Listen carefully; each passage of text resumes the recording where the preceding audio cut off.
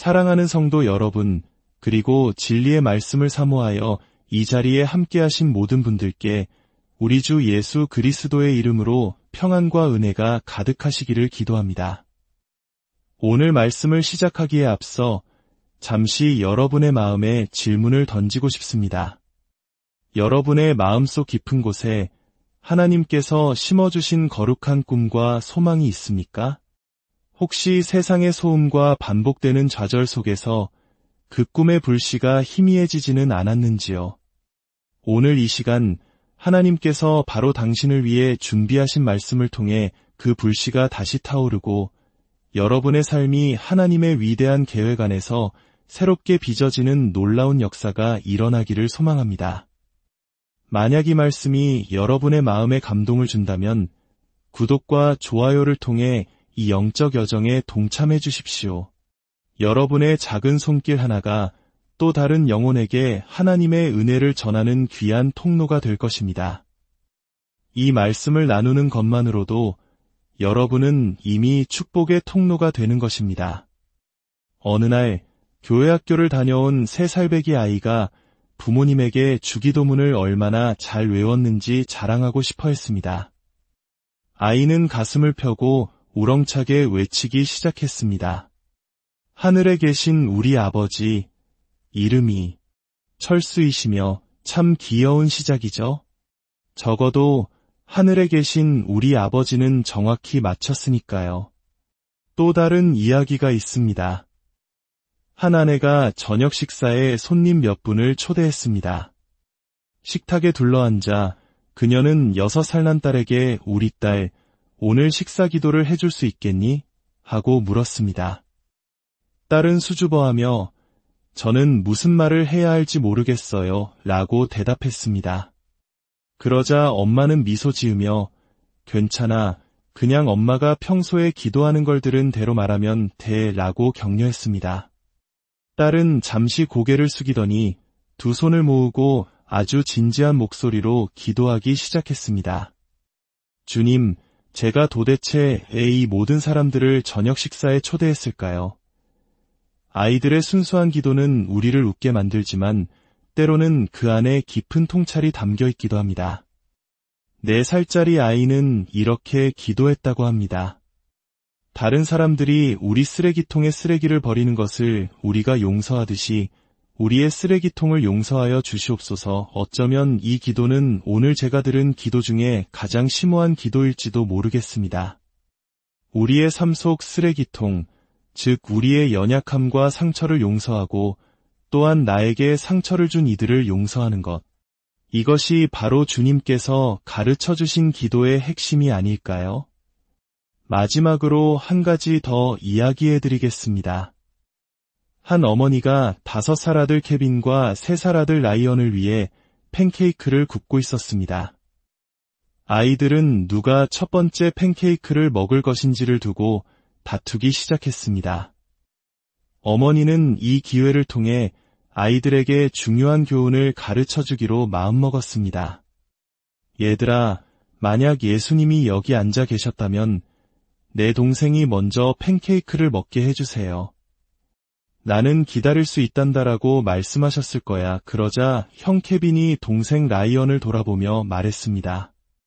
라이언, 내가 예수님의 아이들의 재치 있는 모습 속에서 우리는 중요한 진리를 발견합니다. 우리 모두는 위대해지고 싶고 첫 번째가 되고 싶은 본능적인 욕구를 가지고 있습니다. 오늘 우리는 욕망이라는 주제에 대해 깊이 탐구해보고자 합니다. 다 함께 성경 시편 105편을 펴주시길 바랍니다. 오늘 나눌 시편 105편의 말씀은 제게 지난 40여 년간 깊은 의미로 다가왔던 구절입니다. 주님께서 특정한 말씀을 통해 우리 삶에 말씀하시고 그 말씀과의 개인적인 역사를 만들어갈 때가 있습니다. 우리는 그 말씀으로 자주 돌아가 힘을 얻고 방향을 찾게 됩니다. 오늘 저는 바로 욕망이라는 주제를 새로운 각도에서 다시 조명해보고자 합니다. 하나님은 우리 인간을 꿈꿀 수 있는 존재로 무언가를 간절히 바랄 수 있는 능력, 즉 욕망을 가진 존재로 창조하셨습니다. 하나님께서 우리 안에 이 갈망을 심어두셨습니다. 베드로전서 2장 11절은 육체의 정욕은 영혼을 거슬러 싸우느니라고 말씀합니다.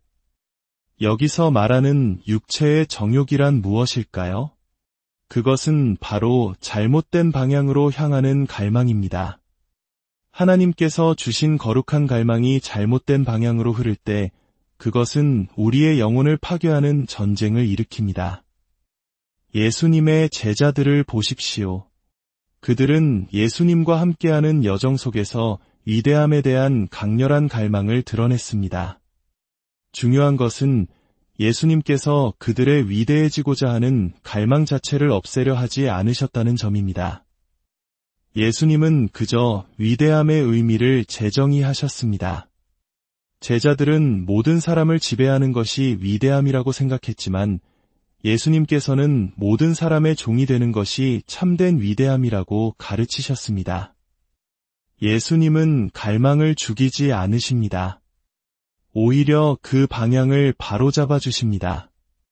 이것이 바로 종교와 복음의 차이입니다.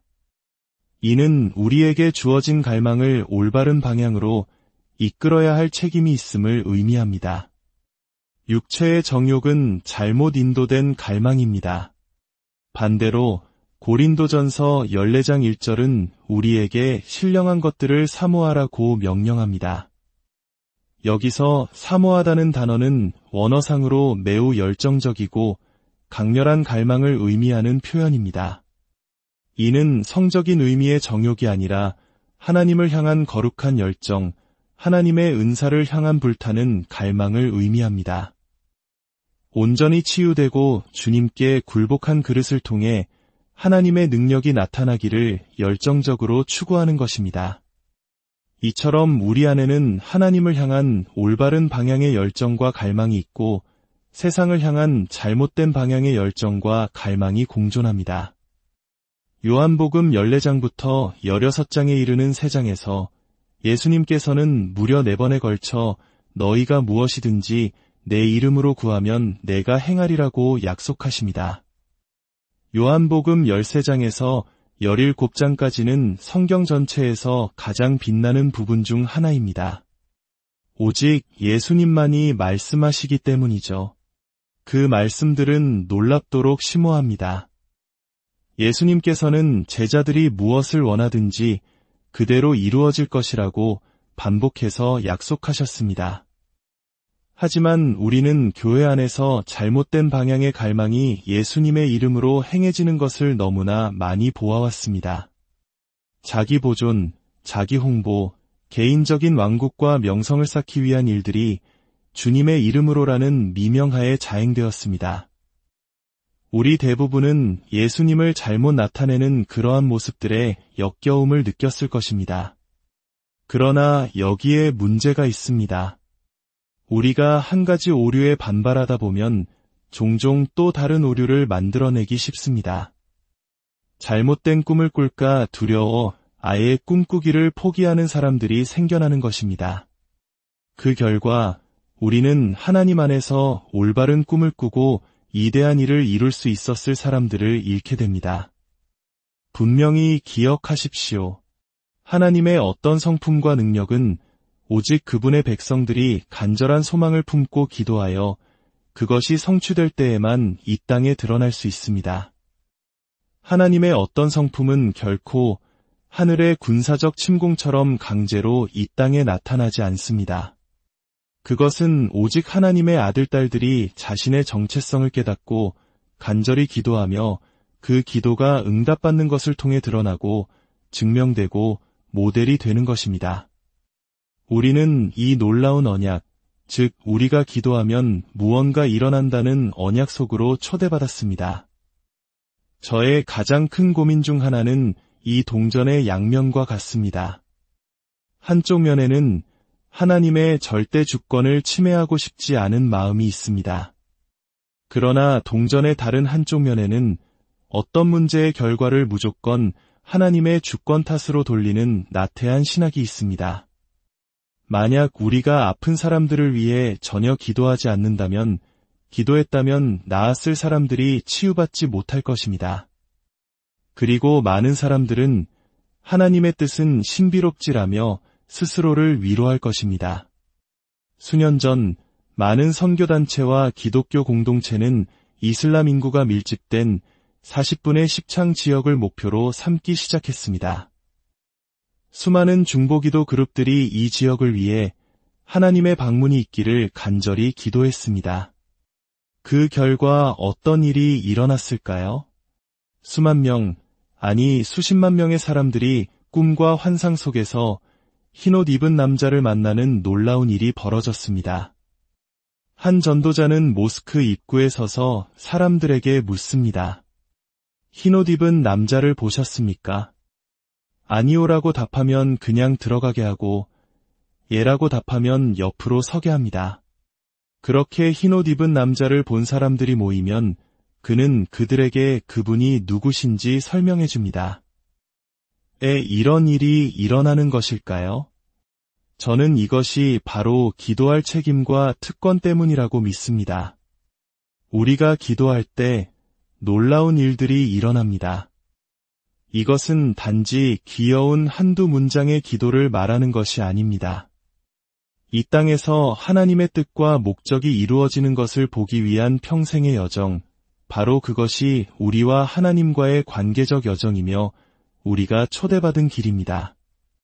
어떤 사람들은 역사 속에서 그리스도를 모르는 사람들을 보며 하나님이 그들을 구원하실 뜻이 있다면 알아서 구원하시겠지라고 말합니다. 이것이 바로 개인적인 책임을 회피하는 나태한 신학입니다. 우리는 우리가 기도할 때 하나님의 손이 인간의 역사에 개입하시는 것을 목격하는 관계적 여정으로 초대받았습니다.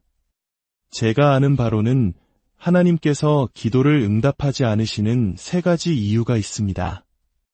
아마 1000가지도 넘겠지만 저는 3가지를 발견했습니다. 누가복음 9장을 보면 예수님의 제자 야고보와 요한이 예수님을 배척하는 사마리아 마을을 보고 이렇게 말합니다.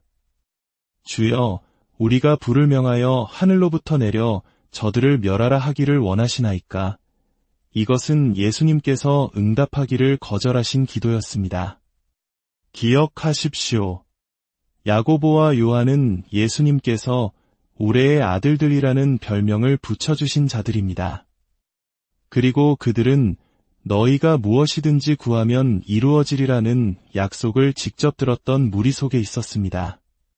그들은 주님, 예수님의 이름으로 하늘에서 불을 내려 이 도시 전체를 죽여도 될까요? 하나님께 영광이라고 기도한 것입니다. 첫째, 하나님께서는 그분의 본성을 거슬러야만 응답할 수 있는 기도에는 응답하지 않으십니다. 둘째, 하나님께서는 당신의 목적을 훼손하는 기도에는 응답하지 않으십니다. 셋째, 하나님께서는 그리스도 안에서 당신의 정체성을 약화시키는 기도에는 응답하지 않으십니다. 야고보와 요한의 기도는 이 3가지 모두에 해당되었습니다. 예수님께서는 그들을 꾸짖으시며 말씀하셨습니다. 너희는 무슨 영으로 말하는지 알지 못하는구나. 인자는 사람의 생명을 멸망시키러 온 것이 아니요 구원하러 왔노라. 너희는 무슨 영으로 말하는지 모르는구나. 이 말은 그들의 육체의 정욕, 즉 잘못된 갈망이 그들을 감당할 수 없는 영적 전쟁으로 이끌었다는 뜻입니다. 육체의 정욕은 불필요한 영적 갈등을 초래하고 우리가 준비되지 않은 영적 환경으로 우리를 밀어넣습니다. 거절당했다는 이유로 스스로를 변호하고 싶은 욕망, 자신을 내세우고 싶은 욕망은 하나님의 목적을 훼손했습니다. 예수님께서는 인자는 생명을 구하러 왔다고 말씀하심으로써 하나님의 본성을 분명히 하셨습니다. 제자들에게 주어진 사명은 부서진 삶을 회복시키는 것이었습니다. 그러나 불을 내려 한 도시를 파괴하는 것은 하나님의 본성과 그들의 목적을 거스를 뿐만 아니라 우레의 아들이라는 그들의 정체성마저 완전히 파괴하는 것이었습니다. 그들은 우레의 아들이라는 이름이 폭력을 행사할 허가를 받은 것이라고 착각했습니다. 그러나 그리스도 안에서 그들의 진짜 정체성은 이 사람을 위해 내가 대신 총알을 맞겠다는 것이었고 주님을 섬기는 일에 불같은 열정을 품는 것이었습니다. 이처럼 우리 모두는 이 땅에 하나님의 뜻이 이루어지도록 기도하는 여정으로 초대받았습니다. 기도는 바로 그 도구입니다. 이제 다시 시편 105편 16절로 돌아가겠습니다. 그가 또 그 땅에 기근을 불러들여 그들이 의지하고 있는 양식을 다 끊으셨도다. 그가 한 사람을 앞서 보내셨으며 요셉이 종으로 팔렸도다. 그의 발은 착고를 차고 그의 몸은 쇠사슬에 매였으니 곧 여호와의 말씀이 응할 때까지라. 그의 말씀이 그를 단련하였도다. 저는 특히 19절 여호와의 말씀이 응할 때까지라. 그의 말씀이 그를 단련하였도다. 라는 구절을 깊이 묵상하고 싶습니다. 이 구절은 요셉 자신의 말, 즉 그가 꾸었던 꿈이 이루어지기까지 여호와의 말씀이 그를 시험하고 훈련시켰다는 것을 암시합니다. 이는 요셉이 가졌던 꿈의 일부는 하나님으로부터 온 것이지만 일부는 그 자신에게서 비롯되었을 수도 있다는 가능성을 열어둡니다. 여기에 우리의 문제가 있습니다. 우리 대부분은 하나님께서 그냥 해야 할 일 10가지 목록을 주시면 그것을 하나씩 체크하며 살아가기를 원합니다. 모든 종들은 그런 목록을 원합니다. 그러나 예수님께서는 내가 무엇이든 구하면 이루어지리라는 4번의 약속 한가운데서 제자들에게 이렇게 말씀하십니다. 이제부터는 너희를 종이라 하지 아니하리니 너희를 친구라 하였노라. 우리의 신앙 여정에는 왕과 왕국을 대하는 태도가 종에서 친구로 승격되는 단계가 있습니다. 물론 우리는 섬기는 자세를 잃지 않지만 사고방식이 달라집니다. 종의 사고방식은 목록을 주십시오입니다. 지시받은 대로 정확히 수행하는 것에서 안도감을 찾습니다. 그러나 친구의 사고방식은 여정을 함께하는 그분 자체에서 위안을 얻습니다. 하나님의 임재 안에서 우리 삶의 방향을 확증해 주시는 그분의 음성 안에서 위안을 찾는 것입니다. 잠언은 사람이 마음으로 자기의 길을 계획할지라도 그의 걸음을 인도하시는 이는 여호와시니라고 말합니다. 흥미롭지 않습니까? 사람이 먼저 계획한다는 것입니다. 저는 수많은 신자들이 하나님의 지시를 기다리며 몇 년이고 제자리에 멈춰 서 있는 것을 봅니다. 물론 우리가 고안해내는 모든 것이 하나님의 뜻이라고 말할 수는 없습니다. 그러나 멈춰있는 차보다 움직이는 차의 핸들을 돌리기가 더 쉽다는 말처럼 일단 어떤 방향으로든 움직이기 시작하는 것이 하나님께서 우리를 이끄시는 과정의 일부입니다. 여정을 시작하기도 전에 전체 지도를 요구하는 것은 보통 불가능합니다. 그 결과 믿지 않는 사람들은 세계 위기에 대한 해결책을 꿈꾸는 동안 정작 그 해결책에 대한 아버지의 마음에 접근할 권한을 받은 우리는 최소한의 것만 성취하며 살아갑니다. 우리는 잘못될 것을 두려워하기 때문입니다. 사람이 자기 길을 계획한다는 것은 우리가 꿈꾸는 법을 배우고 하나님이 나를 어떤 존재로 만드셨는지 생각하며 그분께서 재정의하신 위대함의 의미에 따라 우리 안의 갈망에 귀를 기울인다는 뜻입니다. 그럴 때 주님께서 오셔서 말씀하십니다. 내가 가고 싶은 방향이 그곳이구나. 이것이 내가 밟아야 할 발걸음이다. 요셉은 그의 꿈이 이루어지기까지 여호와의 말씀이 그를 단련했습니다. 여호와의 말씀은 그를 베고 영감을 주고 치유하여 그가 한 민족, 아니 여러 민족을 구원하는 데 필요한 인물이 될 수 있도록 빚어가셨습니다. 우리 삶에 여호와의 말씀을 환영하는 것이야말로 우리를 안주와 평범함에서 졸업시키는 진정한 길입니다. 여호와의 말씀은 우리 안에 날카로운 칼날을 만들어 무엇이 가능한지를 생각하게 합니다. 예수님과 3년 반 동안 동행했던 제자들의 삶에서 우리는 이것을 명확히 볼 수 있습니다. 그들은 예수님과 함께하며 세상의 변화를 꿈꾸기 시작했습니다. 가버나움의 평범한 어부가 세상을 바꾸는 꿈을 꾸게 된 것입니다. 저는 다시 한번 강조하고 싶습니다. 하나님의 본성의 일부는 오직 그분의 백성들의 성취된 소망과 꿈을 통해서만 이 땅에 드러날 수 있습니다. 많은 사람들이 하나님을 우리를 구원하시기 위해 아들을 보내신 아버지로만 이해합니다. 제가 어릴 때 교회에서 들었던 말은 하나님은 너의 필요는 채워주시지만 너의 원함에는 관심이 없으시다는 것이었습니다. 마치 하나님이 고아원의 관리인처럼 우리에게 잠자리와 음식, 옷만 제공하는 분이라는 인식이었습니다.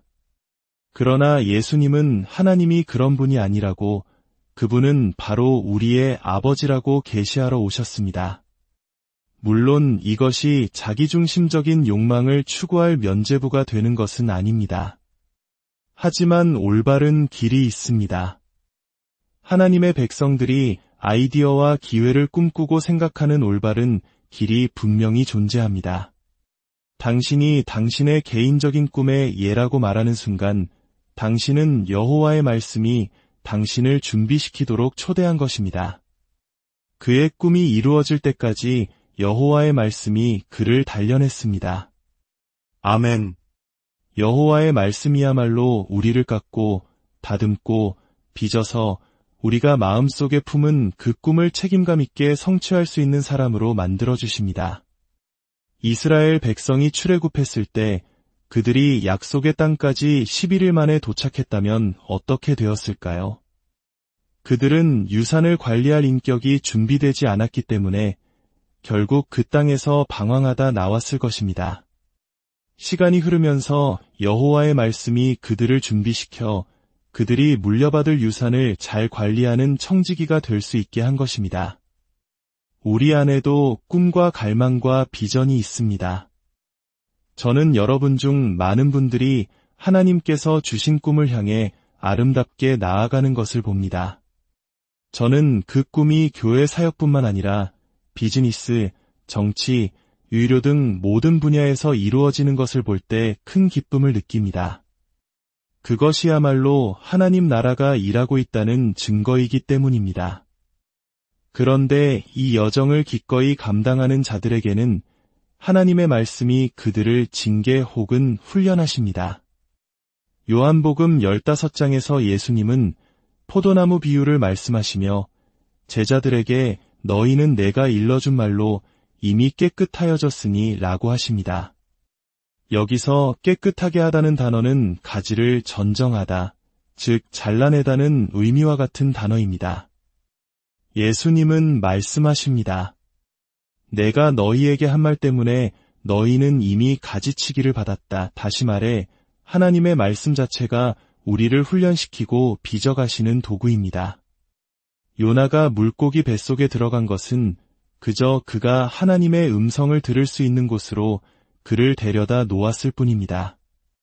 우리를 변화시키고 새롭게 창조하는 것은 언제나 하나님의 음성, 그분의 말씀입니다. 그때 설교자는 하나님의 말씀을 선포하기 시작했습니다. 하나님께서 그의 말씀을 보내어 그들을 고치셨다는 성경 말씀처럼 치유의 말씀이 선포되었습니다. 오른쪽 발목에 오래된 부상이 있는 사람, 좌골신경통으로 오른쪽 다리 전체에 마비 증상이 있는 사람, 눈에 질병이 있는 사람, 허리 아래쪽 척추와 꼬리뼈에 관절염이나 부상이 있는 사람, 팔꿈치 부상, 심장 동맥에 막힌 부분이 있는 사람들. 말씀이 선포되자 그 자리에서 놀라운 치유의 역사가 일어났습니다. 사람들은 고통에서 해방되고 즉각적으로 몸이 나아지는 것을 경험했습니다. 이것은 단지 우연이 아닙니다. 하나님의 말씀이 선포될 때 천국은 이 땅에 임하며 그분의 능력은 지금 이 순간에도 역사하십니다. 저는 지금 이 말씀을 듣고 있는 모든 분들 위에도 동일한 치유의 능력이 임하기를 예수님의 이름으로 선포합니다. 여러분의 육체와 마음과 영혼의 하나님의 치유의 광선이 임하기를 축복합니다. 우리는 지금 하나님의 말씀을 듣는 중에 그리고 찬양하는 중에 치유받기를 기대하는 것이 마땅한 시대에 들어섰습니다. 너무나 많은 실망을 겪어 갈망하기조차 두려워진 분들이 계실지 모릅니다. 그러나 주님께서는 오늘 당신에게 달을 향해 쏘라고 허락하고 계십니다. 하나님만이 하실 수 있는 일들에 대한 우리의 갈망을 증폭시키도록 허락하고 계십니다. 저는 예수님의 이름으로 여러분 안에 있는 그 거룩한 갈망을 축복합니다. 이제 여러분 모두 잠시 자리에서 일어나 함께 기도하기를 원합니다. 아버지 하나님, 이 자리에 있는 모든 이들에게 그리고 이 말씀을 듣는 모든 이들에게 저 평범함을 넘어선 담대한 꿈, 야생적인 꿈을 꿀 수 있는 능력을 부어주시옵소서. 아버지께서 그 자녀들의 마음의 부르짖음을 성취하심으로써 영광 받으시는 그 놀라운 꿈들을 꾸게 하여 주시옵소서. 이 시대를 통해 우리 하늘 아버지가 어떤 분이신지에 대한 비할 데 없는 계시가 이 땅에 나타나게 하여 주시옵소서. 우리 아버지 되시는 하나님의 마음이 온 세상에 드러나기를 간절히 기도합니다. 마지막으로 가장 중요한 초대를 하고 싶습니다. 만약 이 자리에 아직 하나님의 사랑을 맛보지 못했거나 죄 사함을 받지 못했거나 우리의 삶을 인도할 유일한 권리를 가지신 예수 그리스도께 삶을 내어드리지 않은 분이 계시다면 오늘이 바로 그 기회입니다. 하나님께서 당신을 이곳으로 이끄셨습니다. 성경은 사람이 만이론 천하를 얻고도 제 목숨을 잃으면 무엇이 유익하리요? 라고 말씀합니다. 세상 그 어떤 것도 당신의 영혼과 바꿀 수 없습니다. 오늘 예수 그리스도께 당신의 삶을 드리는 이 단순한 초대에 응답하십시오. 저는 거듭남이 무엇인지, 하나님께 용서받는 것이 무엇인지 알기 전에는 이 자리를 떠나고 싶지 않습니다. 라고 고백하기 원하시는 분은 마음으로 손을 드시기 바랍니다. 하늘에서는 지금 당신의 결정으로 인해 큰 잔치가 열릴 것입니다. 사랑하는 여러분, 이 거룩한 꿈의 여정에 동참해 주셔서 감사합니다. 여러분의 삶이 하나님의 말씀으로 단련되어 세상을 변화시키는 위대한 꿈을 성취하는 복된 인생이 되기를 우리 주 예수 그리스도의 이름으로